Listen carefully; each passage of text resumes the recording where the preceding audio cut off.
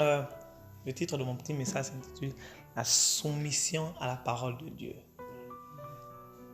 Vous savez, il est très important de se soumettre à la parole de Dieu parce que se soumettre à la parole de Dieu, c'est se soumettre à Dieu directement.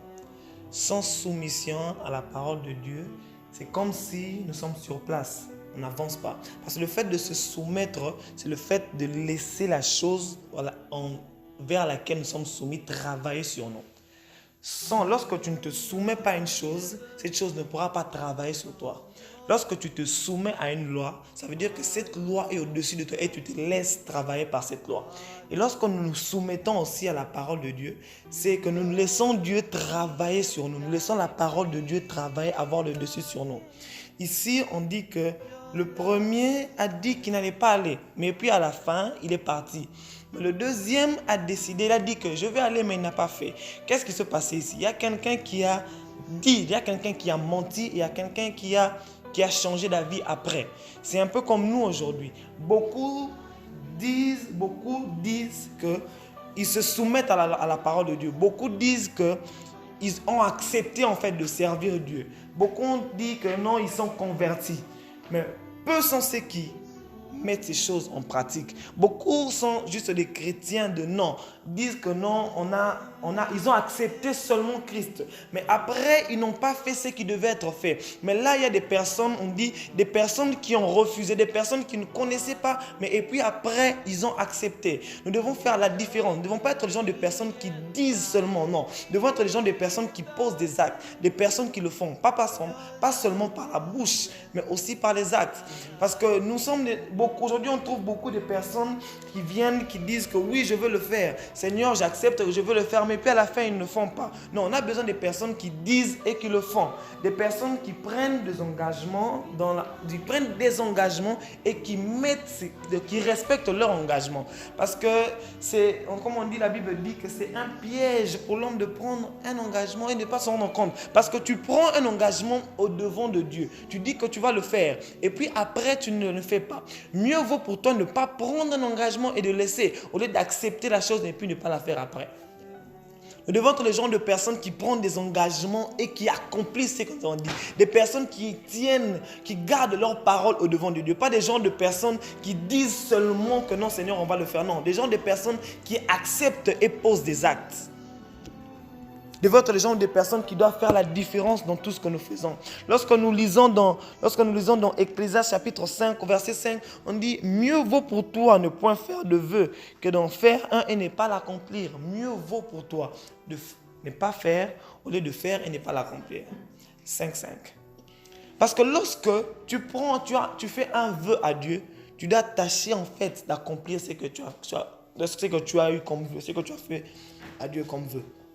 C'est très important pour nous chrétiens de prendre des vœux et c'est très important aussi pour nous chrétiens d'accomplir ou de respecter la parole que nous avons prise au devant de Dieu. Aujourd'hui, beaucoup de personnes disent seulement qu'ils sont chrétiens, mais peu de ces personnes se soumettent à la parole de Dieu. Nous devons être les gens de personnes qui se soumettent complètement à la parole de Dieu. Nous devons être les gens de personnes qui prennent des engagements et qui les respectent. Nous devons respecter ce que nous avons pris comme engagement. Parce qu'il y a un piège. Quand on dit que c'est un piège, ça veut dire qu'en d'autres termes, on dit que non, c'est une malédiction pour toi. Parce que lorsque tu dis à Dieu que tu ne vas le faire, tu ne le fais pas. Non pas seulement tu n'obéis pas à ce qu'il a dit, mais aussi tu te détournes de lui. C'est comme si tu te jouais de la personne. Or, c'est très important pour nous chrétiens, lorsque nous prenons le vœu, d'accomplir ce que nous avons pris comme vœu. Nous devons faire la différence dans ce que nous faisons. Nous devons faire la différence dans tout ce que nous faisons sortir de nos bouches. Nous ne devons pas être comme les païens qui peuvent promettre et ne pas accomplir. Non, nous devons être des personnes qui ont la parole et inspirées de l'esprit. On promet à Dieu et on accomplit aussi avec Dieu. Nous devons changer de façon de voir les choses. Nous devons faire des choses d'une différente façon. Vous savez, c'est très important pour nous chrétiens de marquer la différence parce que sans la différence, on ne saura pas dire qui est chrétien et qui ne l'est pas. Alors nous devons marquer la différence dans ce que nous faisons. Lorsqu'on peut voir la différence entre deux personnes, c'est à ce moment-là qu'on peut déterminer qui est qui. Mais lorsqu'on ne voit pas la différence entre deux personnes, on ne pourra pas déterminer qui est chrétien et qui ne l'est pas. C'est seulement lorsque nous faisons la différence qu'on peut voir en fait que nous sommes chrétiens. La différence ne se fait pas seulement par des paroles, non, la différence se fait aussi par les actes. Lorsqu'on fait un vœu à Dieu, on doit apprendre à respecter ce que nous avons fait comme vœu. Lorsqu'on dit qu'on va faire quelque chose avec Dieu, nous devons apprendre à tenir à ce que nous avons dit à Dieu. Laissons-nous transformer par la parole de Dieu. Parce qu'au moment où tu te laisses transformer, parce que la Bible dit ceci, nous devons être des gens, nous devons nous rabaisser, nous devons savoir nous rabaisser, nous devons apprendre à être humble. Au moment où tu apprends à te rabaisser, c'est à ce moment-là que la parole de Dieu sera en train de travailler au-dessus de toi. Mais au moment où tu n'apprends pas à te rabaisser, la parole de Dieu n'aura pas le dessus sur toi, tu as le dessus sur la parole de Dieu. On dit que Christ est au-dessus et nous sommes en bas. Alors lorsque tu ne te rabaisses pas, c'est toi qui deviens au-dessus et Christ devient en bas. C'est seulement au moment où nous apprenons à nous soumettre à la parole de Dieu que Christ a le dessus sur nous. Parce que Christ dit ceci, voici je me tiens à la porte et je frappe. Seulement celui qui ouvre, et c'est cette personne que Christ sera en train d'entrer. Alors lorsque toi, tu ne laisses pas Christ parler au-dessus de toi, lorsque tu ne laisses pas la parole de Dieu parler au-dessus de toi, ça veut dire que tu ne te soumets pas à ce que Christ nous a laissé. L'évangile, c'est le projet que Dieu a établi pour sauver l'humanité. Sans l'évangile, l'humanité ne peut pas être sauvée. Sans l'évangile, l'humanité n'ira nulle part. Sans la soumission à la parole de Dieu, nous, chrétiens, nous n'irons nulle part. Parce que c'est seulement la parole qui peut nous transformer. Christ a dit que non, je m'en vais, mais je vous enverrai le Saint-Esprit. Le Saint-Esprit est resté afin que nous lisons la parole et que le Saint-Esprit nous révèle des choses. Alors si nous n'apprenons pas à nous soumettre à la parole qui est la parole de Dieu, ça veut dire que nous ne nous soumettons pas aussi au Saint-Esprit. Alors apprenons à nous soumettre à la parole de Dieu. Apprenons à nous soumettre aussi à Christ, car c'est ça qui est très important pour nous. Aujourd'hui, beaucoup de choses se font très différemment. Nous avons plusieurs différentes personnes, plusieurs différentes religions. La différence se fait dans le Saint-Esprit et en Christ. Parce que beaucoup de religions se sont élevées aujourd'hui. Mais nous croyons en Christ. Et Christ nous a laissé sa parole. Et après ça, il nous a laissé son Saint-Esprit. Le Saint-Esprit vient pour nous révéler les choses qui ont été écrites qu'on ne peut pas comprendre avec l'intelligence humaine. Alors nous devons maintenant nous laisser emporter par le Saint-Esprit afin de faire la différence entre nous et les autres. Sans le Saint-Esprit, on ne peut pas faire la différence. Parce que c'est le Saint-Esprit qui, on dit que nous, ce n'est pas moi qui vis, mais c'est Christ qui vit au-dedans de moi. En d'autres termes, c'est Christ qui prend les décisions dans ma vie parce que ce n'est pas moi qui porte ma vie. Nous devons apprendre à transformer les choses. Lorsque nous voyons les choses, nous devons voir les choses non pas seulement dans un aspect physique, mais aussi dans un aspect spirituel. Parce que sans les spirituels, on ne pourra rien gérer. Les choses de ce monde ne peuvent pas se diriger seulement avec le physique. On doit les diriger maintenant avec le spirituel. Les choses que les gens ne peuvent pas voir, mais que nous pouvons voir parce que nous sommes en Christ. Sans le surnaturel, on ne peut rien faire. Sans le surnaturel, on ne peut rien changer. C'est seulement lorsque tu comprends des choses que les autres ne comprennent pas que tu as l'avantage sur les autres. Lorsque je vois quelque chose que toi tu ne vois pas, c'est à ce moment-là que j'ai l'avantage sur toi. On dit que non, on dit dans la Bible que Jésus était en train de passer. Lorsqu'il était en train de passer, la femme l'a touché. Et lorsqu'il a touché, on dit que Christ a demandé qui m'a touché. Les apôtres ont regardé, ils ont dit que non, plusieurs personnes t'ont touché. Comment c'est toi tu nous demandes qui t'a touché? Or, Christ et la femme étaient en train de parler dans un langage surnaturel. C'est moi, Christ et la femme qui étaient en train de comprendre que c'est moi qui t'a touché. Lui, il a compris qu'une force est sortie. Elle a compris qu'elle a reçu la guérison. Mais les apôtres n'ont pas pu se connecter parce qu'ils n'avaient pas la capacité de comprendre ce qui s'est passé dans le surnaturel. Vous savez, le monde a maintenant beaucoup de choses. Le monde a maintenant beaucoup de réalités. C'est seulement lorsque nous comprenons ces choses que nous pouvons transformer. Aujourd'hui, nous vivons dans une terre ou dans une ville où il y a plusieurs occultistes ou plusieurs loges que les gens ne peuvent même pas comprendre. Les gens, c'est tellement masqué qu'on ne peut pas le voir. C'est seulement au moment où nous nous connectons à la parole, seulement au moment où nous venons lire la parole et nous soumettons à la parole, que le Saint-Esprit prend le dessus et que nous comprenons qu'il y a des choses que nous devons changer. Vous savez, si tu ne te laisses pas soumettre par la parole de Dieu, si tu ne te laisses pas soumettre par ce que Christ nous a laissé, tu ne pourras pas être connecté au Saint-Esprit. Parce que le Saint-Esprit pourra te parler, mais tu ne pourras pas comprendre le langage. Nous devons avoir le langage de Christ et la femme qui est en train de parler un langage que personne ne pouvait comprendre. Nous devons avoir l'avantage envers les autres parce que nous avons quelque chose qu'eux, ils n'ont pas. Et cette chose doit faire la différence. Nous, on croit en Dieu. Non pas seulement on croit en Dieu parce que les démons aussi croient en Dieu. Nous avons le Saint-Esprit. Et le Saint-Esprit est en nous et fait la différence. Alors lorsque le Saint-Esprit nous inspire, nous devons faire les choses d'une certaine façon. Laissons-nous maintenant transformer par le Saint. Laissons-nous transformer par la parole de Dieu. C'est seulement au moment où nous laissons transformer par la parole de Dieu que Dieu sera en train d'agir dans notre vie. Josué 1:8 dit que ce livre de la loi ne s'éloigne point de ta bouche. C'est à nous d'aller vers Dieu. Nous devons maintenant changer les choses. Le temps où Dieu est apparu à Moïse était différent du temps où Moïse partait chercher la présence de Dieu.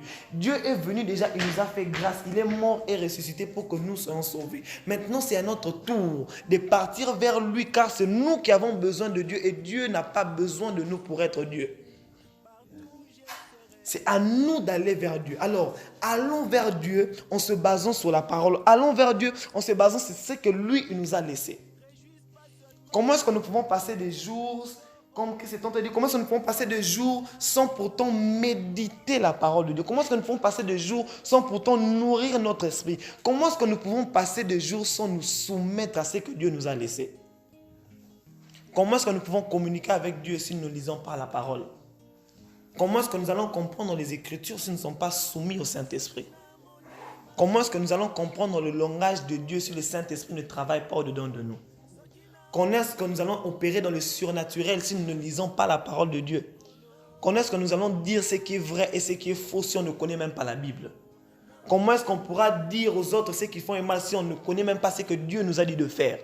C'est seulement en lisant la parole de Dieu, en se laissant soumettre au Saint-Esprit qu'on peut faire sortir ce que Dieu nous a laissé. Vous savez, lorsqu'on lit dans Actes, lorsqu'on a choisi Étienne, on a dit qu'il était quelqu'un qui était rempli de l'esprit. Étienne a fait sortir des choses, il n'a pas insulté les gens, non, il a été lapidé parce qu'il était en train de déclarer ce qu'il voyait. En d'autres termes, il était en train de déclarer des mystères qui étaient en train de tourmenter leur esprit. Or, la différence est seulement dans l'esprit que nous on a et l'esprit que les autres ont. Alors, lorsque tu as l'esprit de Dieu et que la parole de Dieu sort, tu es touché et transformé par la parole. Mais lorsque tu as un esprit impur et que la parole de Dieu sort, tu sens comme si on était en train de te condamner. Or, on ne te condamne pas. Tu es en train de sortir une puissance qui est en train de venir vers toi parce que c'est l'Esprit de Dieu qui est en train d'agir. Alors nous devons être les gens des personnes qui sont remplies de l'esprit et qui font sortir ce que Dieu a mis en nous. On dit, Étienne a dit, le ciel est ouvert. Je vois Dieu. Et les gens ont commencé à les lapider. Non, ils n'ont pas lapidé parce qu'il a dit que le ciel est ouvert. Ils l'ont lapidé parce que leur esprit n'a pas supporté que lui, il soit en contact direct avec le ciel et que Dieu soit en train de se manifester. C'est seulement parce que le ciel s'est ouvert qu'eux, ils ont été tourmentés. Ce n'est pas parce qu'il a parlé, mais c'est parce que Dieu s'est fait voir qu'ils ont été tourmentés. Nous aussi, nous devons être le genre de personnes, non seulement lorsqu'on se soumet à la parole de Dieu, on laisse le Saint-Esprit de Dieu au-dedans de nous se manifester afin de faire la différence. Le temps est arrivé où l'Esprit de Dieu doit prendre le dessus, où le Saint-Esprit doit reprendre sa place.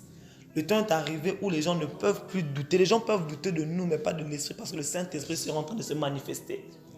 Vous savez, on ne peut que bloquer ce qu'on peut voir. Ce que tu ne vois pas, tu ne peux pas bloquer.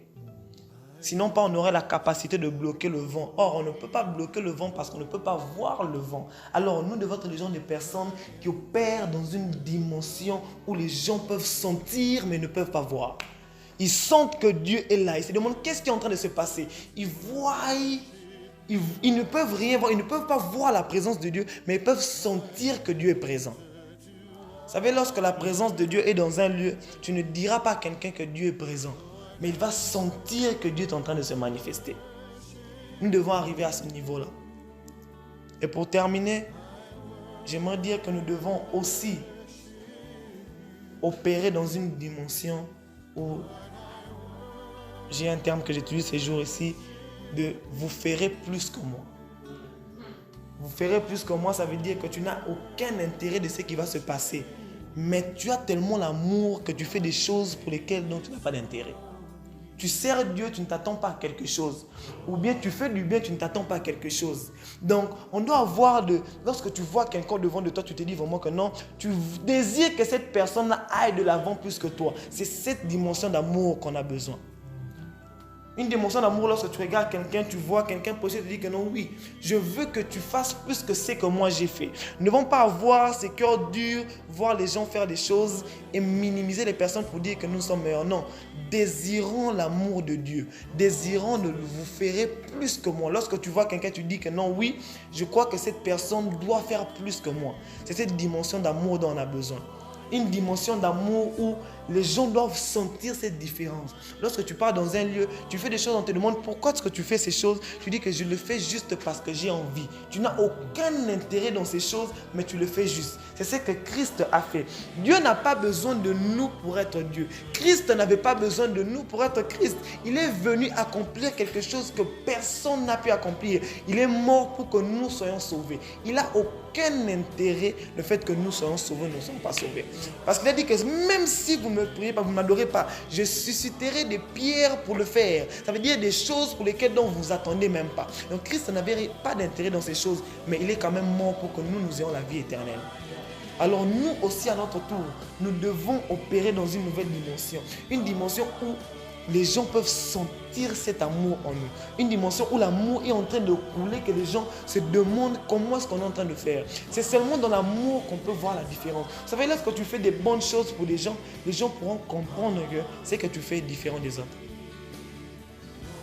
Alors à partir d'aujourd'hui, désirons, soumettons-nous d'abord à la parole de Dieu. Soumettons-nous au Saint-Esprit. Laissons le Saint-Esprit agir en nous et marchons dans l'amour. Amen. Amen. Est-ce qu'on va acclamer pour le Seigneur?